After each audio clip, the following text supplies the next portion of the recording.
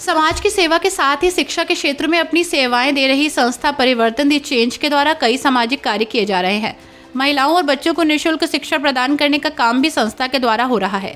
इस कड़ी में परिवर्तन द चेंज संस्था द्वारा परियोजना पाठशाला के अंतर्गत निःशुल्क डे बोर्डिंग पाठशाला रामगंगा विहार फेज 1 में चल रही है। इन बच्चों की शिक्षा के लिए दान देने वाले दानदाताओं ने आज पाठशाला में आकर बच्चों से मुलाकात की और बच्चों के साथ समय गुजारा। इस डे बोर्डिंग पाठशाला में निःशुल्क पढ़ने वाले सभी बच्चे निम्न वर्ग या फिर मलिन बस्तियों से ताल्लुक़ रखते हैं। वर्तमान में इस पाठशाला में 40 बच्चे नामांकित हैं, जिनको राष्ट्रीय शिक्षा नीति के तहत शिक्षा दी जाती है।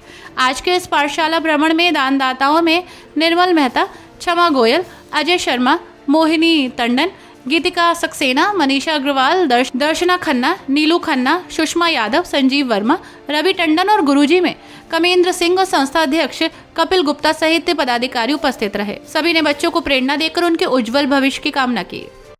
उससे भी बहुत टाइम से जुड़ी हुई हूँ और उससे पहले यहाँ एक गरीब बच्चों का स्कूल था, संचेतना विद्यालय, उसमें 15 साल मैंने अपनी सेवा प्रदान की है। वहाँ पे भी इसी तरफ के बच्चे पढ़ने आते थे और उन्हें कहा था कि जो मुझे आर्थिक संतुष्टि मिलती थी, चाहे कुछ मिले न मिले, लेकिन उनकी सेवा करने का अवसर मिला तो बहुत ही अच्छा लगता था। अब इन बच्चों से सबसे पहले हमें नहीं पता था ये क्या होता है क्या नहीं होता है। सबसे पहले इस न्यूज़पेपर के माध्यम से हम भी जुड़े।